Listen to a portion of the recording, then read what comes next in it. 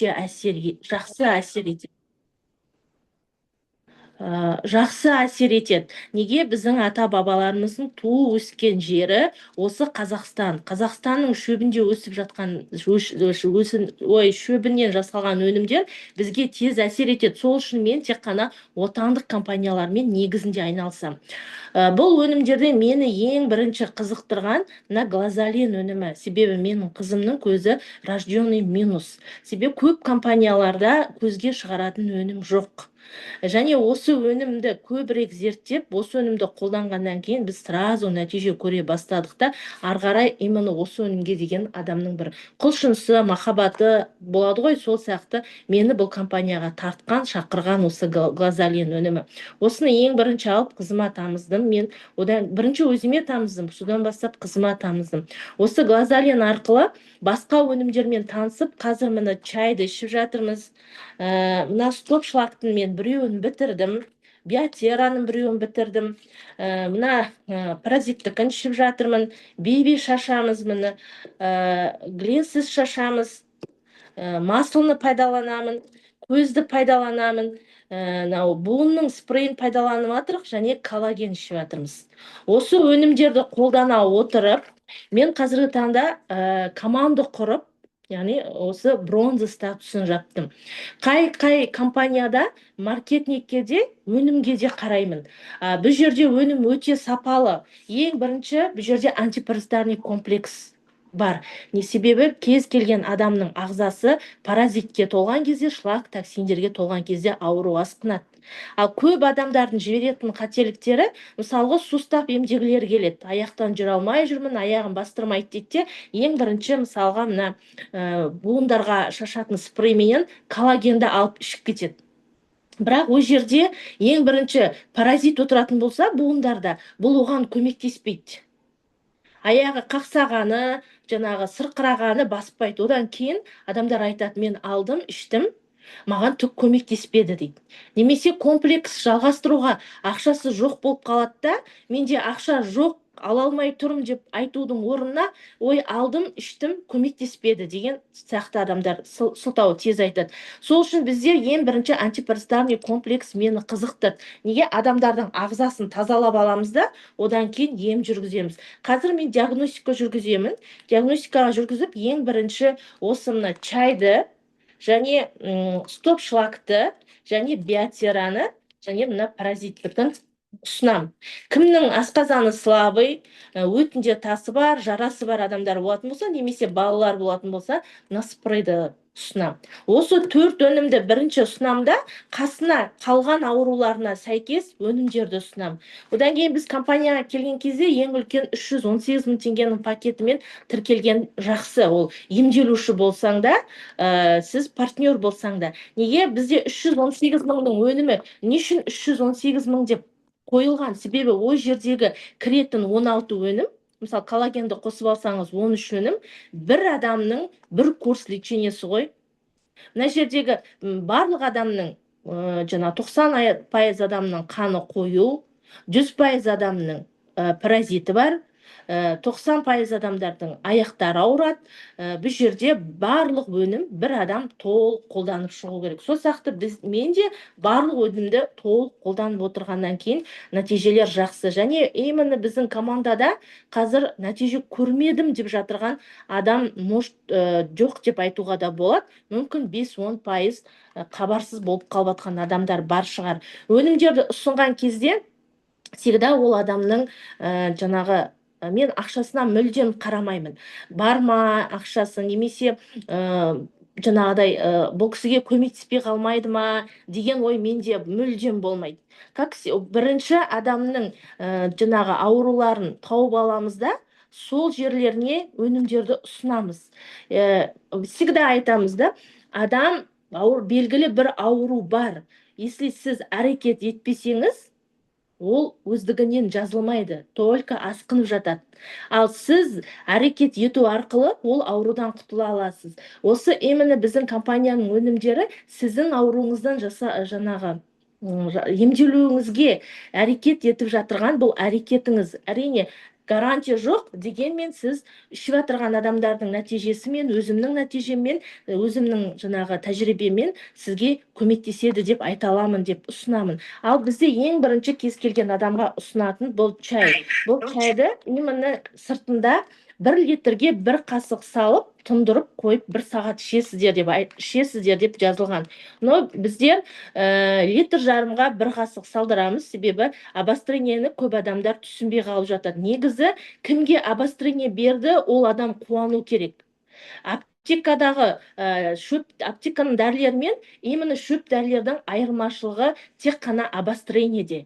Аптеканың дәрілері ішкен жеріңізді ауырып сразу баса тастайды, бірақ ол жазылды деген мағынаны білдірмейді. Ал бізде шөп дәрілер сіздің жасырын жатқан ауруларыңызды қозғап, сізге обострение береді. Кімде-кім өнімдерден обострение алса, ол қуану керек. Маған өнім әсер етіп жатыр. Егер сіздің бұл еш жеріңізді қозғамайтын болса, сізге нәтиже беріп жатқан сіз қайдан білесіз? Литр жарымға 1 қасық салдырамын, лично өзім. Түске дейін соны таусыңыздар, мүмкіндік болса түс қайта тағы 1 литр жарымды таусыңыздар деп ұсынам. Себебі қазір адамдар су ішпейді, көп адам. Бұл бір жағынан чайдың орнына, бір жағынан судың орнына қосымша су ішіңіздер деп айтамыз. Но кім 3 литр ішіп жатыр, бір күнде солардан керемет нәтиже көріп жатыр. Егер кімнің бауырын май басқан, бауырында қандай да бір проблема бар, өті толған, тасы бар, асқазанында жара бар, немесе талағы, ұйқы безі, кишечнигі әлсіз, сол адамдардың барлығына ішу керек. Яғни бұны жалпы отбасы мүшелеріне толық арналған чай ғой. Бұл именно 2 қасықты бір күнде ішетін болса, 1 айға жетеді. 1 қасықтан ішетін болсаңыздар, бұл где-то ай жарым, енді сондайға дейін жетуі мүмкін. Мен 2 қасық беремін. Осы чайдың қасына қосып, паразиттікін береміз. Бұның 2 түрі бар. Капсула түрі және спрей түрі. Спрей түрін именно салқындау жерде сақтаған жақсы. Мен өзімнің емді ашытып алдым. Себебі кухняда батарейканың қасында қалып қойыпты қолданғаннан кейін. Кешкісін шашсам, уже дәмі сразу өзгеріп кеткен. Сондықтан бұл қоңыр салқын күн түспейтін жерде спрейлер сақталу керек. Себебі құрамы өте таза, ешқандай қоспа жоқ. Бұны тілдің астына таңертең және кешке 2 мезгіл шаштыру арқылы біздерде ағзадағы паразиттерден түсуіне көмектесетін өнім. Егер де сізде өтіңізде тас болмайтын болса, асқазаныңызда жара болмайтын болса, кишечникте жара болмайтын болса, онда капсула түрін іше беруге болады. Мына спрейге қарағанда капсула түрі кішкене селмелау. Балаларға, үлкен кісілерге спрей түрін қолдана береміз, но жаңағы проблемасы өтпе, кишечникпен, асқазанмен жоқ адамдарға қорықпай капсула түрін бере беріңіздер. Мен капсуланы только 1 мезгіл ғана беремін, ал спрейді күніне 3 мезгілге дейін шаша беріңіздер деп айтам. Одан кейін осы өнімге қосып, стоп-шлак. Бұл стоп-шлак деген организмді шлак, токсиндерден толығырақ тазалайды.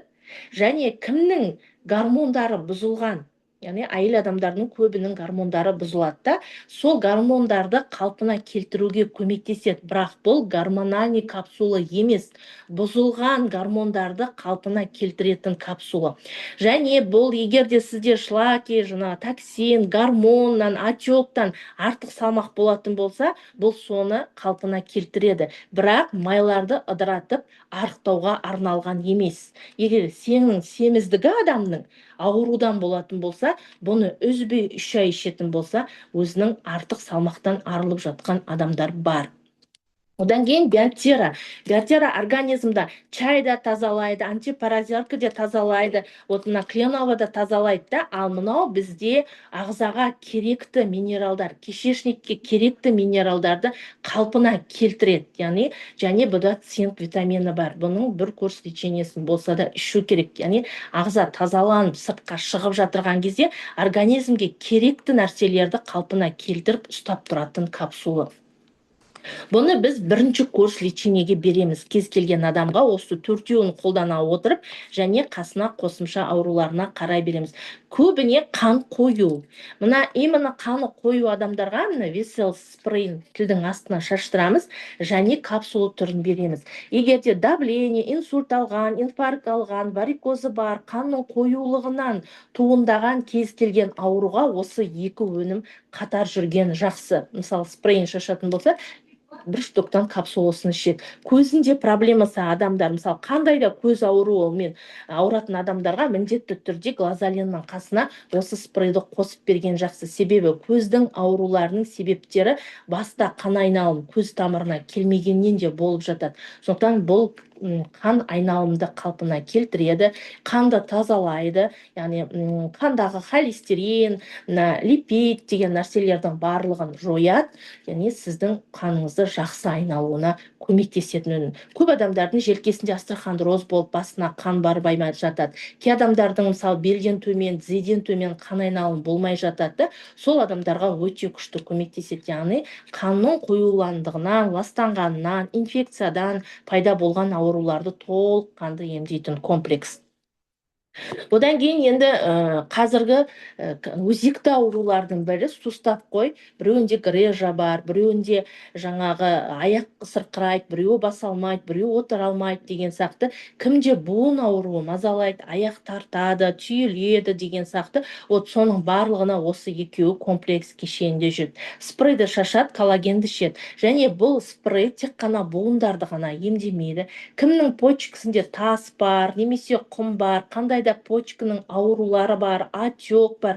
Тіпті бұл даже шашқан адамдардың ішінде қуық ауруларынан да нәтиже көріп отқан адамдар бар. Именно осы спрейдан мен өзімде шашып жүрмін. Вот коллаген, бұл коллагендердің көп неден айырмашылығы бұл жұмыртқаның пленкасынан жасалғандығы ғой. Мысалға, адамдардың денелерінде, омырауында, немесе жынысқы органдарында, тағы мысалы баста деген сияқты салқындықтан бір воспаление болып тұрады да кейбір адамдарда, бірақ ол коллаген ішеді.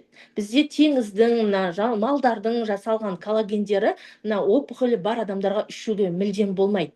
Ал сондай адам коллаген ішетін болса, сондай ол тұрған жаңағы воспалениені киста түйіндерге айналдырып жібереді. Ал мына коллаген керісінше сондай адамдарға да іше беруге болады, түйіндерді емдейді. Яғни кімде миома кистасы бар, мысалы омырауында, басында, тағы мысалы қай жерде киста бар, жаңағыдай түйіндер бар, соларға жақсы, буын ауруларына жақсы. Және бұл деген бүйрек, бауыр ауруларына жақсы. Тек қана тері мен сүйекке емес, бұл кәдімгі емдейтін, ішінде бірнеше витаминдері бар, өте жақсы витамин. Коллаген. Және бұл ер адамдарында, әйел адамдардың да жыныс мүшесіндегі ауруларға көмектеседі. Және 37 жыл бойы геморройынан жазылмаған адам осыны суставқа осыны ішіп жүріп, геморройынан жазылыпты деген отзывты мен осы компанияға келген кезде компанияның басшысының аузынан естігенмін. Бұл осында, яғни буын ауруларымен қоса ішкі құрылыстардың да, жыныс мүшелерінің де барлық ауруына жүре береді. Яғни бір коллаген бізде 2 айға жетеді, курс лечения 2 коллаген болу керек. Яғни 25 жастан кейін адамның ағзасы өздігінен коллаген бөлуі тоқтатылады. Сондықтан бізде көп адамдарда сүйектің қисаюы, мүжілуі, остеопороз бар, тағы артроз бар, түрлі ауруларының бәрі сол сүйектің тіндерінің бұзылуынан болады. Ал бұл соның қалпына келтіреді. Және осы 2 комплекс адамдар тізелеріне жидкость құйдыртып атады, немесе жаңағыдай темір салдыртып атады. Соның барлығына өте жақсы көмектеседі. Егер де өздеріңіз қолданып көретін болсаңыздар, айналаларыңызға сенімді түрде айта аласыздар. Және енді келесі бізде бейби. Бұл бейби өнімі 1 жастағы балалардан бастап қолдана бересіздер. Қолқа аурулары бар ғой, бронхит бар, тамақ ауруы бар, өкпе ауруы бар, біреуде астма бар. Яғни сіздің қолқаңыздағы аурулардың барлығына көмектеседі, және бұл именно қолқадағы паразитті шығаруға өте жеңіл көмектесетін өнім. Қақырықтарыңызды тазалайды, ауыз қуысындағы микробтарды кетіреді. Барлығына осы бебиді қолдана берсеңіздер болады. Айтпақшы, мына Cleansys бар ғой, мына антипаразитарка, бұл кімнің десынында проблема бар, тісі қанайды, вот соларға өте күшті көмектеседі. Именно өзімнің тісімнің қанағаны осыдан қойды, Cleansys-тан. Енді мынау женское масло, бұл енді бүткіл әйел адамдарға керек. Яғни әйелді әйел қылатын өнім деп кәдімгі бүйтіп жүріп сатуға болады. Бұны жас қыздар мектеп кезіндегі етеккірі кезінде ауыратын болатын болса, әйел адамдардың қандай да бір қуық аурулары болатын болса, ер адамдардың қуығына салқын тиген ер адамдардың қуық аурулары болатын болса, өте күшті көмектеседі. Себебі бізде отзывтар бар, және аяқтағы денедегі салқындықты шығарады. Именно аяқтарыңызға ыссы суды алып, мынадан бір 2-3 капля тамызып, өзіме немесе қасына имбер қосып, аяқтарыңызды салып отыратын болсаңыздар, денелеріңіздегі салқындық алынады. Суға түсейін деп жатқан ванналарыңызға тамызып жіберіп суға түссеңіздер, стресс алынады және әйелдік гормондарыңызды арттырады. Жатарда кіндіктеріңізге 1 каплядан тамызып жататын болсаңыздар, өте жақсы көмектесетін өнім. Енді одан кейін бізде компанияда аллергияны емдейді. Түшкіру, немесе жаңа жара шығу, көздің қызаруы, мұрынның бітуі, сізде қандай да бір аллергия болатын болса, осы Аллергис өнімін алып қолданасыздар. Компанияда бар жоғы осы 13 өнім. Оның тек қана коллагені Япониядан келеді, 59.675 теңге тұрады. Қалған 12 өнімнің бағасының бәрі 19.875 теңгеден. Және қазір компанияда өте күшті акция болып жатыр.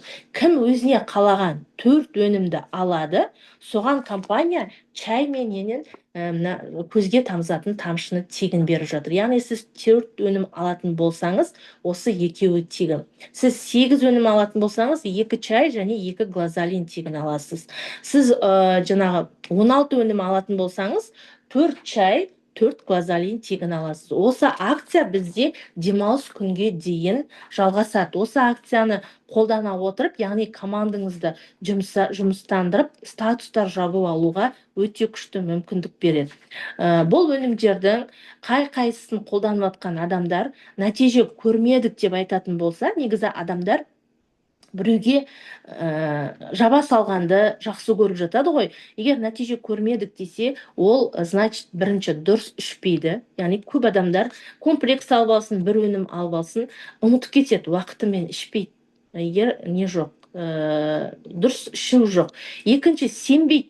Егер өнімге сенбейтін болса, сіз даже әлемнің бір сондай профессорын алып келіп, ол адам сізді емдеп жатқанына сенбей жататын болсаңыз, миллиондап төлесеңіз де сізге ешқандай шипа болмайды. Яғни сенім болмаса, темірдей тәртіп болмаса, және ауруымнан жазылам деген үміт болмайтын болса, сіз миллиондап алсаңыз да әрине нәтиже көрмейсіз. Ал егер сіз прямо сондай үлкен сеніміңіз, үмітіңіз және темірдей тәртібіңіз болатын болса, бірақ чайдың өзінен де керемет нәтиже көріп жатқан адамдар бар. Адам болғаннан кейін осы жерде қанша адам отыр, мен білмеймін, но осы жерде отқан адамдардың организмі әртүрлі. Мен бәріңізді бір жерге отырғызып қойып, кәдімгі целый деннен бәріңізге бірдей өнім ұсынатын болсам, беретін болсам, осы жерде отқан адам әртүрлі диагноз алады. Неге? Себебі сіздердің жас айырмашылықтарыңыз әртүрлі. Сіздердің ауруларыңыздың жасы әртүрлі. Біреуіңіз бұрыннан ауырып жатсыз, біреуіңіз жаңадан басталып жатсыз. Біреуіңізде бір ауру, біреуіңізде бірнеше ауру. Сондықтан бұл мысалға менің өтімді тазалады, отзыв сұрайды адамдарда. Осыны өттен тазалаған адамның отзывын берші дейді. Сіз оны бересіз, бірақ именно ол кісінің өтін тазалайды деген гарантия жоқ. Яғни бұл адамның организміне байланысты әсер етеді. Мысалы, көптеген адамдардан паразит түсіп жатыр. Бірақ кейбір адамдар айтады, мен ішіп жатырмын, бірақ менен ештеңе түсіп жатырған жоқ. Мен күнде паразит қашан түседі деп аңдып жүрмін дейді да. Анадан үлкен паразит түсті, менен дым паразит түскен жоқ дейді. Одағы бар паразит мынада болмауы мүмкін. Сол үшін де бұны адамдарға сауатты түрде айту үшін бірінші өзің сауатты түрде біліп алуың керек. Біліп алың. Егер сен мына өнімді өзің білмейтін болсаң, және бұл өнімдің қалай кімге ұсынатыныңды білмейтін болсаң, сен біріншіден өзің адамдарға дұрыс сата алмаймыз, екіншіден өзіміз дұрыс нәтиже көрмейміз. Обострение деген өте күшті нәрсе. Көбі обострениеден қорқады, тоқтатып тастайды. Бірақ обострение бергенде адам қуанып тұрып ішу керек. Бір аптада адам нәтиже көріп бастайды, қандай өнім ішсе де. Адам ойлайды, давлениеге ішіп жатырмын, бірақ менің міндетті түрде давлением түскенде ғана нәтиже болады деп ойлайды да. Бірақ мысалға өнімді қолданған кезде ұйқысы реттелуі мүмкін, тамаққа тәбеті реттелуі мүмкін, туалетке баруы реттелген болуы мүмкін да. Оның барлығы нәтиже. Адамдармен кері байланыс жасау отыру арқылы мен командамның барлық адамдарынан да нәтиже шығарып жатырмын.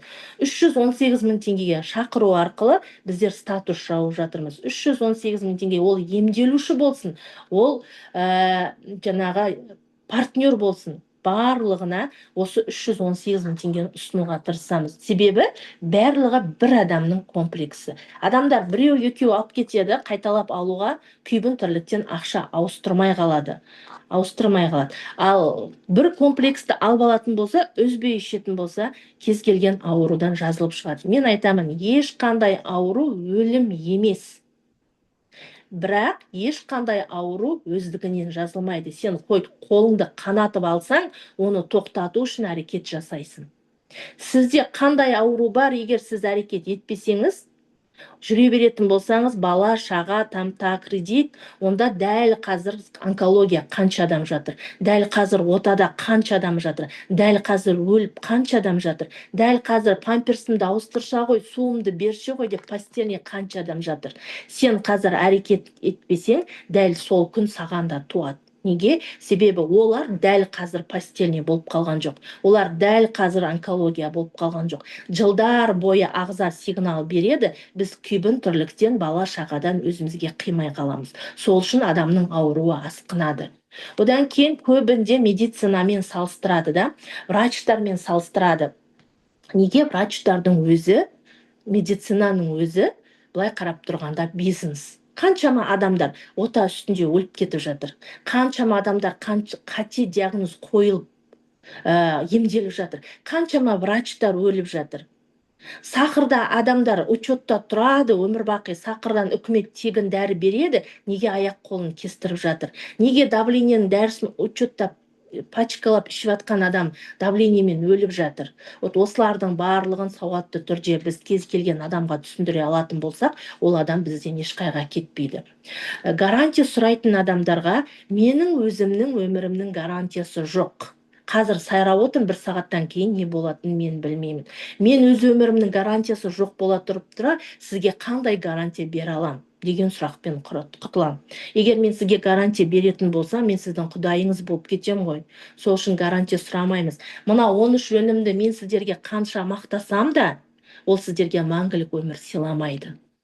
Дегенмен ешкімнің қолына қарап қалмай, ешкім памперсімді ауыстырса екен, суымды берсе екен, ойбай отам жақсы шықса екен деп, мөлтілдеп жылап жатпай, өз аяғыңмен жүруге көмектеседі. Адамдар жанынан батқан кезде жүгіреді. Ал ауруды емдеуден гөрі алдын алу оңайырақ. Осы жерде отқан адамдардың барлықтарының ауруы бар. Дені сау адам 10% шығар. Барлығыңыздың жасырын ауруларыңыз бар. Кімде қай уақытқа стресске түседі, сол уақытта жасырын ауру асқынып кетеді. Сол үшін де адам өмір бақи осындай шөп дәрілерді ішіп жүру керек. Мысалға, менің өзім 2021 жылы просто так операция жасалып шыққан адамдардың бірімін. Просто так наркоз алып, просто так ота жасалып шыққанмын. Менде яичникта киста болды, мен алдыртып тастадым, потому что маған айтты, если сіз алдыртсаңыз, деді, трубкаңыздың бойы ашылады, спайкыңыз алынады, и жүктілік болуы мүмкін. Боласыз, деді, мүмкін деген жоқ. Қаншама платный консультация алдым. Консультация алған врачым, мен отаны өзім жасаймын, отадан кейін саған өзім көмектесем, өзім барам, айтам деді, мен жасалдым. порталға салынып жасалғандан кейін мені даже ол платный врач жасамаған, көмекші жасаған. Мен операциядан шыққаннан кейін ол кісіні көрген жоқпын. Больницадан шыққанда ешқандай қағаз берген жоқ. Компьютерға салынады, өзіңіздің врачыңызға барып тұрады деді. Мен 2 кистамнан, яичниктан киста алдырттым. 6 айдан кейін тексеруге барғанда 2 киста қайта шыққан, плюс эндометриоз, матканың іші аппараттан қабынған, плюс грибок. Осы 3 анализбен 6 айдан кейін қайта емделдім. Сол үшін мен тағы не істеймін, қалай емдеуге болады деп жүргенде мен шөп дәрілермен сол кезден бастап жаңағы қолданып, танысып, оның алдында да желілік бизнестерде жұмыс жасайтынмын, но именно шөп дәрілерге көбірек көңіл бөліп, адамдарға антибиотиктерден көрі осының пайдалы екен, және өзімде мысалға ешқандай учетта тұрмаймын, ешқандай доғдырға қаралмаймын, ешқандай дәрі ішпеймін. Только былтыр емес, осыдан Альянс TGде бастағаныма 2 ай болды ма, осыдан мен где-то 5 ай бұрын бір кішкене отбасылық жағдайлардан стресс алдым да, үйде 3-4 ай отырып қалдым. Дәл сол кезде менің омырауыма киста шығып кетті. Бұрын вообще жоқ та. Неге ол шықты? Себебі адам стресс алған кезде сондай нәрселер. Мен 3 ай доғдырға қаралдым. 3 ай ешқандай компания жасаған жоқпын. 3 ай доғдырға қаралып 75 000 теңгеге мен дәрі іштім, потому что біз омырау кішкене қорқынышты, қорқасын. 75 000 теңгеге дәрі ішіп, 3 айдан барсам, маған только киста қойған. 3 айдан кейін 75 000-ның дәрісін барып ішіп барсам, қалай деді, множественный киста, фиброзная, бірдеңе мастопатия, 3 диагноз қойып берді. Бір диагнозбен бардым, 3 ай 75 000-ға дәрі іштім, қайтадан приемға барып 3 диагнозбен қойып бердім. Қайтадан 75 000 теңгеге басқаша дәрілер берді, ал қазір мен мына компанияның өнімдерін қолданып жатырмын.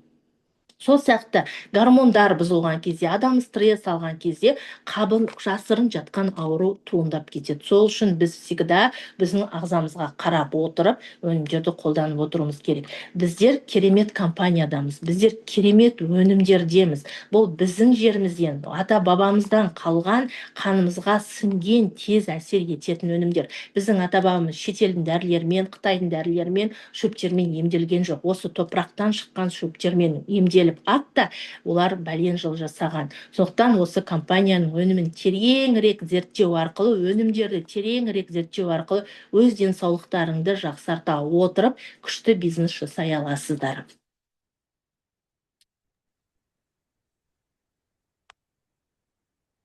Құндыз ханым, мына жерде сұрақтар бар. Мен көріп тұрған жоқпын бірақ. Сұрап жатыр, асан шайды балаларға ішуге болады ма, жоқ па деп. Болады. Асан шайдың ешқандай зияны жоқ. Асан шайдың просто дәмі кішкене. Мен өзімнің личный қызым асан шайдың бере алмай жүрмін. Дәмі жаман деп ішпейді. Бірақ бұны ішкен баланың қазір, мысалға, мен диагностикаға түсірем ғой, 3 жаста, 2 жас жарымда балалардан бастап адамдарда құрт болады. Қай баланың организмінде құрт бар, сол баланың өті жұмыс жасамайды. Потому что құрттар өттің аузын бітейді, оларға да жан керек. Сол үшін де кім асан шайын балаға береді, сол баланың паразиті болмайды. Паразит болмағаннан кейін оның өт жұмысы жақсы жұмыс жасайды. Сол үшін бұны бере алатын ата-аналар, мен даже өзімнің клиенттеріме айтамын, егер балаларың кішкентай болып ішпейтін болса, мысалы, алдында бір бала келді, 3 жаста, бала тамақ ішпейді, доғдырға қаралған, өті толып тұр деген. Ол айтады, 3 жастағы баланың өті неге толады, маған доғдыр қате айтты дейді. Бізде диагностикада да солай шығарып тұр. Себебі баланың ішінде паразит жатыр.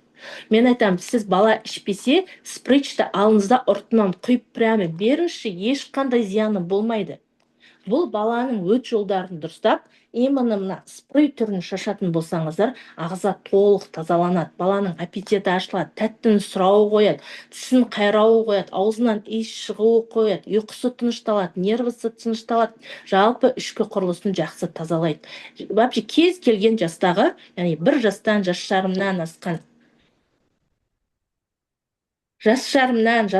асқан естілмей қалыпты. Адамдар балаларға бере беріңіздер, қорықпай бере беріңіздер. Кішкентай дозадан ұрттатып бере беріңіздер.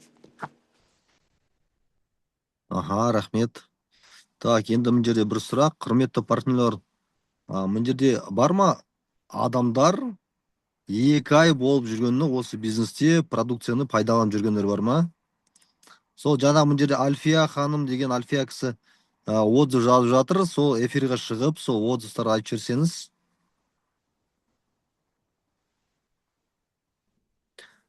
Микрофонды қосып, мүмкіндік болса видеоны қосыңыз. Сәлеметсіздер, қалдарыңыз қалай? Мен вот жаңадан қосылдым, и где-то бір апта болып қалды пішіп жүргеніме. И энергия пайда болды. Өзімде негізі ана шейный неде грыжа ма, протрузия ма бірдеңе бар да, и сол арқылы менің қолым қақсап сөйтіп ауыратын. И мойным қатты ауырып жүрген. Қазір ондай проблема жоқ, кәдімгідей жақсы болып қалдым. Содан кейін үйдегі адамдардың бәрі ішіп жатыр, сол шөппен антипаразитарный программаны полностью бастадық. Бірақ 10 жастағы ұлымда паразитоз бар да, содан кейін оның іші ауырады. Соны сұрайын дегенмін, іші ауырғанда не істеуге болады? Кейде қатты ауырып кетеді. Паразит іш ауыртады, потому что олар кіндіктің айналасында ұялайды, өт жолдарын басады. Сол үшін баланың жиі іші ауырады. Таңертең ұйқыдан тұрғанда байқасаңыздар аузынан иісі шығады, тісін қайрайды, денесіне кішкентай ақ дақтар шығып, тері құрғайды. Паразит ұялап кеткен кезде көбейіп, үлкен адамда болсын, ол балада болсын, сол жерде еміні қауіпті ауру туындайды. Сол үшін де антипаразитный комплексті адам жылына 6 айда бір рет ішу керек. Кейбір адамдар айтады, мен құрттарымды тазаладым, все, менде жоқ бола ма дейді. Олай болмайды. Адам ағзаны тазалайды, бірақ олар тамақ ішеді, қонаққа барады, ананы ұстайды, мынаны ұстайды. Паразит ол бәрібірде адамның ағзасында өлгенше болады. Просто біз оларды ұялатпай дер кезінде тазалап тұруымыз керек. Ауырады, іш өтеді. Бұл өнімдерді ішкен кезде прямо іші өтіп атқан, құсып атырған адамдар бар, понос болып жатырған. Неге? Өт қалай шығады? Өт толып тұр. Өздеріңіз ойлап қараңыздар, ол қалай шығады? Құсу арқылы шығады, іш өту арқылы шығады, кіші дәрет арқылы шығады. Кімде жаңағы кіндіктің айналасы ауырды, ол именно мына өнімді ішіп атырғанда ауырып атыр ма? Кіндіктің, потому что обострение. Іші өту арқылы шығады. Кейбір адамдар ойлайды, мен нән құрт менен шықпай жатыр, мен құрт шыққан жоқ дейді. Бірақ қайдан білесіздер құрт шыққанын айтайын ба? Кіші үлкен дәреттеріңіз прямо иісі жаман болып суша өтеді. Сол кезде адамдардың ішінен құрт шығады. Күнделікті емес, мүлдем басқаша болады. Екінің бірі оны бүйтіп мен көрмедім деп жүреді ғой. Вот екінің бірі көре алмайды, потому что дәл сондай моментте адамнан құрт шығады. Сіз балаңызға беріп жатсыз ба, ертең мысалы горшокқа отырғызып қарайтын болсаңыз, міндетті түрде әйтеуір бір құрттардың түрлері шығады. Адамның ағзасында бір-ақ құрт болмайды, бірнеше құрттар болады, бірнеше түрлі. Әр адамның құрты әртүрлі. Сондықтан кіндіктің айналасының ауруы ол қалыпты. Өнім ішпей жүріп құрттар көбейіп кеткен кезде де бала ішім ауырды, кіндігім айналасы ауырды деп жалбы жасап жүреді. Енді қазір ауырып жатса пребиотик қосайын ба? Биотераны алғам. Нешеде балаңыз? 10-ға толады. Ондағы бала негізі үлкен бала ғой, бір-ақ капсуладан қоса беруіңізге болады. Негізі мына биотераны аш қарынға, стоп шлак бар ғой, осыны да қосуға болады тамақ ішкеннен кейін. Тамақ ішкеннен кейін бір-ақ штуктан. Ал егер жоқ, мен 10 жаста қорқамын, не деп атсаңыз, биотераны тоже бір-ақ штуктан қосуға болады. Негізі мына жерде өнімдер көбіне 12 жастан жоғары деп жазылған ғой кейбір өнімдерге да. Бірақ сіз аптеканың ішіндегі өнімдерді сатып алған кезде де 18 жастан жоғары деп жазылған. Бірақ сіздер бересіздер ғой. Мысалы мен қызымның көзіне тамшы аламын аптекадан тек қана. 18+, мен қызым 2 жас жарымынан бері тамызады. Бірақ соны ұсынады, потому что анда солай жазылса да, оларда плюс 18 болғанмен ауруына басқа жоқ.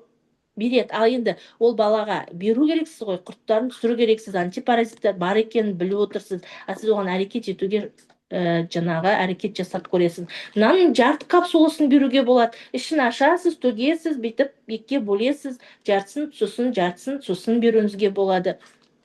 Сіздің балаңызда именно қандай құртта, мысалы, сіз білмейсіз ғой, құрттардың аскариды, вот эти астрица кішкентай.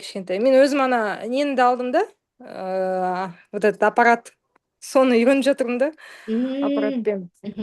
Соны өзі де қарайды. Балам өзі де қарайды қазір.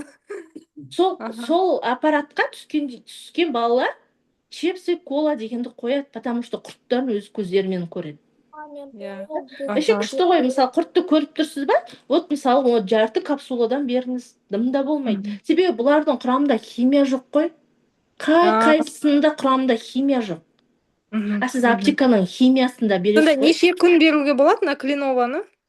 Кленованы мысалы 10 күн беріңіз, 15 күн беріңіз. Ол Баланың состояниесіне желчті қарайсыз ғой. нетеді?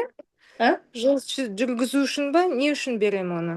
Иә, тереңірек тазалайды ғой, сыртында жазылған ғой, асқазан ішек жұмыстарын Иә, тазалайды иә. деп. Сыртында жазылып тұр оқығанда. А вот емізулі аналарға болмайды, иә? Например, у меня грудной Мен ребенок. емізулерге ұсынбаймын, потому что енді сүт арқылы балаларға әсер ету. Бірақ та бізде именно осы Оралда менің клиентімнің яғни баланы 7 ай болмай босанды. Мамасы комада жатыр бала. Сол мамашаға, себебі балаға қан құйғанда не вирус шыққан. Бірақ дәрігерлер айтқан, біз қан құямыз, жұққан вирусқа жауап бермейміз. Себебі балаға қан керек. Содан кейін бала вообще әлсіреп кеткен, мамаша өзі әлсіреп кеткен. Ол кісі менің бұрыннан клиентім еді. Құндыз, не ұсынасың, мен не берсеңдер, мына қызыма алып берейін деп едім деп. Соны біздер Гүлшат ханыммен ақылдасып, яғни сұрап, сол кісі айтты бізге, мына биотераменен коллагенді беріңіз деп. Бала 7 айлық комада жатыр да, аппаратпен нетіп жатыр, бірақ сүтін тамызып береді екен. Сол мамасы келіп, яғни әжесі ғой, өзінің қызына алып берді. Осы екеуін ішіп жатыр, осы жақында ғана айтты, қызымды палатаға ауыстырды, алдында қарағанда жағдайы жақсы, кішкене вес жинады, баланы қасына берді деп отзыв айтып жатыр. Күшті деп. Но мен енді бізде адамдарға сатқан кезде всегда тықпыштамаймыз. Мен лично өзім ал ешкімге айтпаймын. Просто аурулар нақтылап айтам, консультация берем. Сенің денсаулығың қажет па алыңыз, қажет емес па алмаңыз. Бірақ осыны алуға чүт болса да нетесің ғой, айтасың ғой, көрсетесің, түсіндіресің. Алсаң да алмасаң, бірақ гарантия жоқ. Мен сізге ешқандай жауап бермеймін. Но осылай ішіп көріңізге болады. Ол кісі дәрігері оның алдында ішіп жатыр, бала ешқандай вес жинамаған, аппаратта жатқан, именно осыны ішкеннен кейін бала вес жинаған, қасына берген. Өзіңіз тәуекел етіп ішіп көріңіз деп айтты. Жақсы. А вот тағы бір кішкентай ұлым бар, 3 жасар міне. Ол тәттіні көп жейді да, и антипаразитарканы оған берсем толку болмайды ғой, сондықтан оған беріп жүрген жоқпын. Неге болмайды? Екі бала бірге жата ма? Екі бала бір бөлмеде жата ма? Жоқ, я имею в виду, ол тәттіні жейді да, соны қалғанымыз бәрі диета, например, біз тәттіден бас тарттық, енді түсінетін адамдар. А мына бала түсінбейді, 3 жастағы ұлым тәттіні нете береді, алып берді. Балаға, если сіз оны доғдырға барып қарататын болсаңыз, ішінден паразит қанынан шығатын болса, аптекасы дәрігер сізге құртты күн бәрібір береді ғой, сіз ол балаға бересіз. 3 жастағы балаға беруге болады кішкентай дозадан, неге болмайды? Бір үйде бір адамда құрт бар ма? Ол үйдің мүшесінің барлығында құрт бар деген сөз. Құрттар, мысалы, құрттар түнде жыбырлап, бірінен адам көшет. Мысалы, медицинада айтады, құрттар бірінікі біріне шығып, түнде біріне жұғады. Бір қомытқа жатқан адамдарда, жалпы бір емшін. Себебі ана баланың жуынған орамалын сүртінгенмен, мына бала сүртініп жатады. Ол негізі үйде барлық адамда бар ғой. Көп реткі шығар әр балада бірден прямо бейтіп жүретін. Но бірінің стаканынан артынан су ішіп қойып жатады деген сияқты. Даже балалар садиктен жұқтырады бір-бірінен, мектептен жұқтыртады, обыштан жұқтыртады, фруктыдан жұқтыртады, құрт адам ағзасына жұға береді. 3 жастағы балаға, например, қорықпай, кішкентай дозадан чай, енді мына капсула түрі болмайды, мына кленовалар енді бермей ақ қойыңыз, только мына екеуін болады. Жақсы. Просто диета ұстамайды дегенім ғой, бәрібір бере берейін да. Даже если тәтті жей қойса да бере берейін да. Бере бересіз ғой. Құрттар тәттіні сұрайды ғой, үлкен адамдарда ішіп жатады ғой тәттіні. Кімде құрт бар, ол кісінің ағзасы тәттіні сұрап тұрады. Иә. Балалар диета ұстамайды ғой. Қашан қыланады, ол жайлап өзі кетеді, қояды. Витамин беруге болмайды. Құрттарды біз қалай көбейтеміз? Көп мамашалар балаға витамин бере береді. Ал витамин адамның құртына ғана жұмыс жасайды. Үлкен адам болсын, кіші адам болсын, оларға да тамақ керек. Сондықтан витамин беріп көп ата-аналар өсіріп алады құрттарын. Сосын жүреді. Ана бір этот бэйби тоже алдық оны бэйбиді. Тоже бейби құрттар түсіруге көмектеседі, шаша беруге Да? болады. Иә. Только спрейлар ыссы жерде қалып қойса ашып кетеді. Именно мен өзім клинсисті ашытып алдым. Ыстық жерде тұрмау керек, да? Қандай қоңыр салқын қараңғы бөлмеде тұрса, күннің көзі түспейтін жерде тұру керек. Все, рахмет. Ол ашып кеткен кезде дәмі сразу өзгеріп кетеді екен. Да? Бізде кухняда пештің түбінде қалып қойған ғой. Еще күнде тамақ пісіріп жатырмыз, сол жерде қалып қойған, ашып кетті. Өнімдердің барлығы күшті. Иә, өнімдердің бәрі маған ұнады, мен полный почти алдым, енді коллаген алуым керек. Так, рахмет. Мына жерде енді жазып жатқан Сара ханым деген бар. Соны жана мына жерде чатқа жазып атсыз. Мүмкіндік болса бір видео қосып, сол нәтижелерді айтып жүрсеңіз жақсы болушы еді. Сара ханым менің командам оралдық. Күшті нәтиже көріп отырған. Иә, сол ондай нәтижемен бөлісу керек. Неге? Өйткені мына жерде адамдар бар. Біреу мысалы 1 ай 2 ай ішіп жатады да, нәтиже алмайды. Ой, что-то мен ішіп жатырмын, бірақ нәтиже көрмей жатырмын дегендер де болатын шығар енді. Егер де мысалы сіз қазір сөйлейтін адам нәтижесін айтады ғой, ол басқа біреуге барып әсер етеді. Ойды, менде осындай танысым бар еді, мен осыған айтайыншы деп соны. Сара ханым, шығыңыз эфирге, ұялмаңыз, видеоны қосыңыз. Бізде бір 10 минуттей бар, сол 10 минуттың ішінде бір отзывтарды айтсақ болады.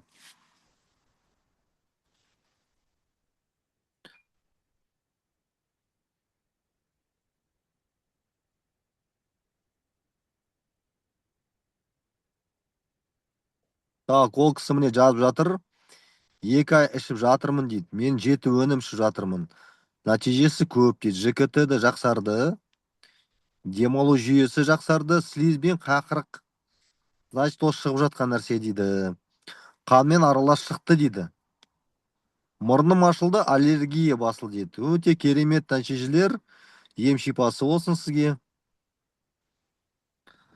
Так, ол жерде енді тағы бір адам партнерлар бар ғой, уже продукция ішіп жатқан, сол нәтижесін айтсаңыз.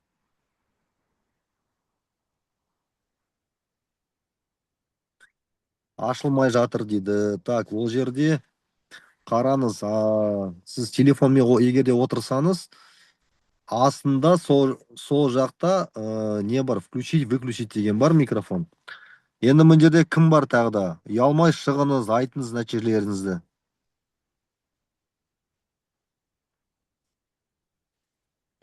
Құрттар неше күнде түседі дейді. Негізгі құрттар деген ол жаңа айттым ғой, организмге байланысты. Біреуде 1 апта, біреуде 2 апта. Бірақ бір құрт шыққаннан кейін ол кезде бұл құрттардың үлкендері шығады да, олар жұмыртқаларын тастап кетеді. 10 күннен кейін қалған жұмыртқа қайтадан құрттарға айналады. Және оларды түсіруге де уақыт керек болады. Сондықтан негізінде антипаразитарный именно комплекстерді, спрейді 3 ай қолданған дұрыс кез келген адамға. Рахмет. Сосын кейбіреулер ойлайды, құрт только кишечникта болады. Бізде құрт кез келген жерде жүреді. Баста да жүреді, ол жүректе де отырады, бауырда да отырады, суставта да отырады. Ол сол құрттарды шығару кішкене қиынырақ. Олардың барлығы келіп кишечникқа түсіп барып шығады. Кейбір адамдардың бұлшықпен көзінен шығып жатыр, кейбір адамдардың мұрнынан шығып жатыр. Кейбіреуде үлкен дәретпен шығып жатыр, кейбіреуде кіші дәретпен шығып жатыр. Даже бізде партнер Оралда кіндігінен құрт шықты, мына маслын тамызып жүргенде. Құрттың шықпайтын жері жоқ, жүрмейтін жері жоқ.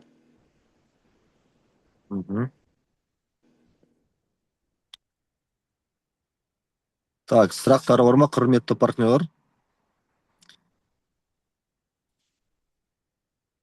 Ол жерде міне кім бар біздің жерден жаңа так.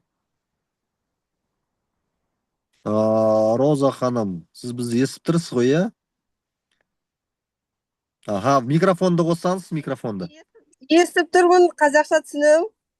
Ага. Қанша болды компанияда тіркелгеніңізге? Ой, уже 1 жыл болды, наверное. Орысша айта беріңіз, қазақша қиналып жатсаңыз. 1 жыл болды. Аха, продукцияны қолданып жатсыз ба? Ой, мен бәрі продукцияны алдым, бәрін. Уже все Ага. попробовала. Как, результат, нәтижесі бар ма? Соны айтып жіберсеңіз. Да, чай до сих пор я принимаю, пью. Так, коллаген мне очень понравился. То есть коллагенді ішу бастағанда жасым бар ғой, как будто, ну, почувствовала, что мне вот, я себя чувствовала, ощущала, вот это все, моя энергия. 30 лет, наверное, ну, 20 жыл былай қарағанда. Энергия у вас Так, повысилась, правильно? Энергия поднялась. Да. Классно. Угу. Сразу такое прям ощущение. Ну, Продукция отлично. Отлично, это Добрый отлично. вечер. Это у нас Да, Роза Алексеевна с Омска. Добрый вечер. Здравствуйте, Марьям. Вы, наверное, тоже хотите отзывами поделиться? Ой, у нас очень много отзывов, да. Давайте пару ярких скажите, чтобы партнеры услышали здесь. Сейчас, секундочку. Я Омбы қаласынан Мария ханым қазір сол 1-2 отзыв айтайын деп жатыр. Енді айтқаннан кейін орысшасын айтады.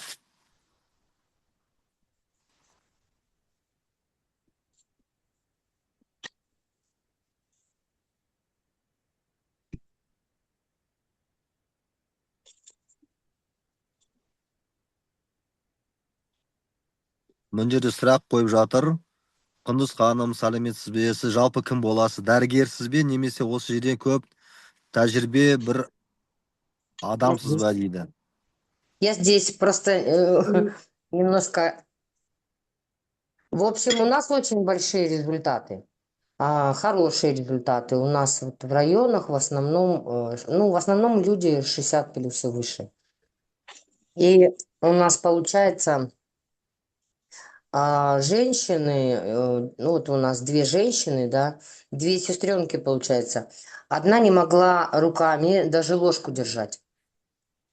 Даже маленькую вот просто вот так вот сделать никогда не, ну, долго не могла. На протяжении 3 лет, то есть это суставы, не ходила, не выходила на улицу. То есть, ну, ничего не делала. И тут получилось, что пропивая 1,5 месяца полностью комплексно, то есть коллаген, чай, стоп-шлак, полностью вот как паразитарку, и плюс добавляю в определенные моменты в синергии пила артерион, артикулат, когда что-то вот болело. И вот мы в синергии все в комплекс напили. За 1,5 месяца результат, она начала выходить на улицу, ей 55 лет, а ходит как, в общем, ну, все сложно. На улицу выходить начала, снег чистить, побелила в доме 2 комнаты. В общем, собрала кучу, у меня даже фотографию надо посмотреть, где все таблетки, 2 пакета.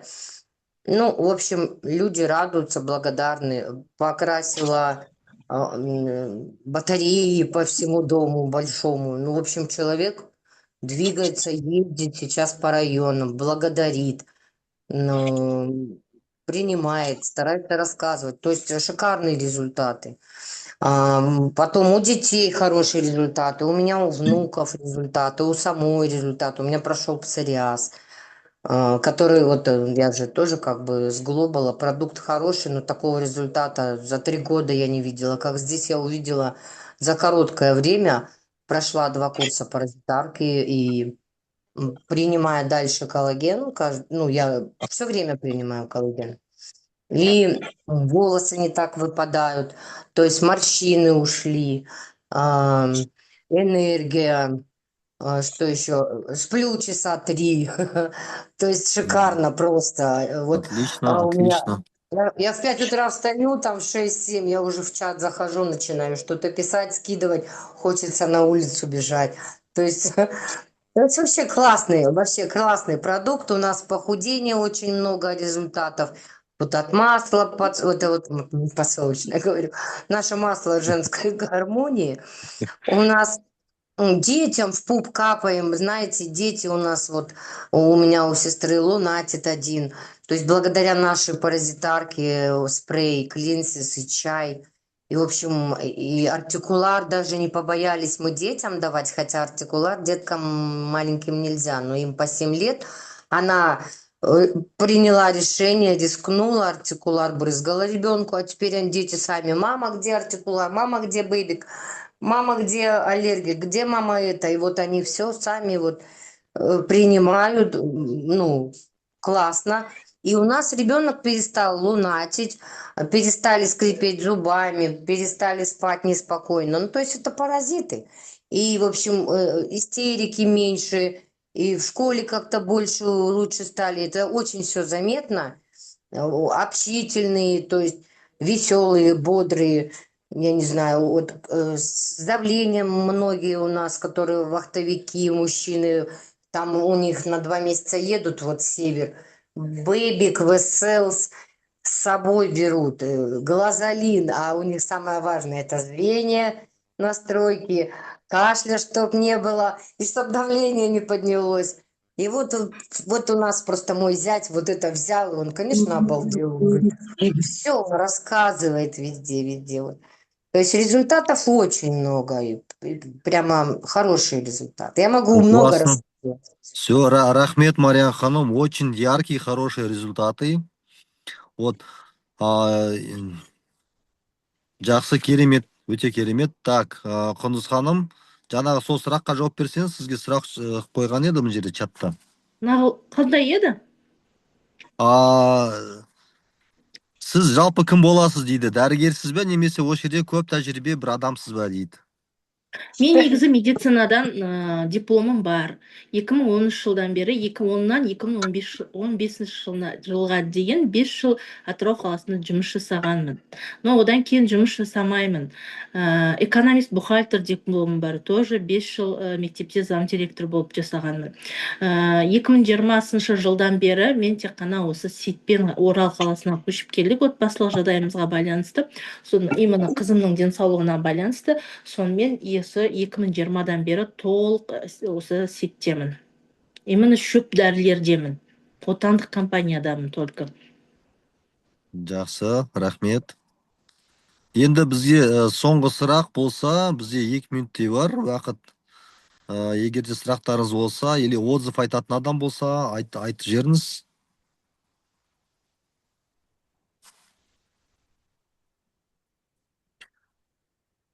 Жақсы, адамдар болмаса, мен өзім айтып жіберейін. Енді білесіз ғой, негізі еркектер олар скептик болады ғой. Көп нәрсеге сенбейді. Сол кезде мен осы диагностиканы өттім. Осы жерден диагностиканы өткеннен кейін өзім паразитарный комплексті алдым мен. Оның алдында мен постоянно кофе алған кезде кофеға 2-3 нажатие сироп ішетін. Постоянно. Сол паразитарный көп, не ішем деп, 2 айдан кейін оны бастадым. Соны ішіп болғаннан кейін, и бір кезде өзім байқасам, кофе алам, бірақ сироппен іше алмайтын болдым, кәдімгідей бар ғой. Ойлап қойым, мынау не болып қалды деп, сол келесі 2-ші ретте барған кезде мен айтам, маған кофе берің, бірақ сироп керек емес деп. Сол уже қанша болды, сол кофені сиропсыз ішіп жүрмін мен. Вот, содан кейін енді осылай сөйлесеміз ғой, осылай неде зумдарда адамдармен жаңағы альянстың. Я говорю, менде осындай болды, ол не себептен деп. Сол кезде мен өзім естігем, мынандай бар екен. Айтады ғой, паразит сладкоежка, паразит алкоголик деген бар екен. Сол сізде сол паразит сладкоежкеден сол ол мүмкін кеткен шығар дейді.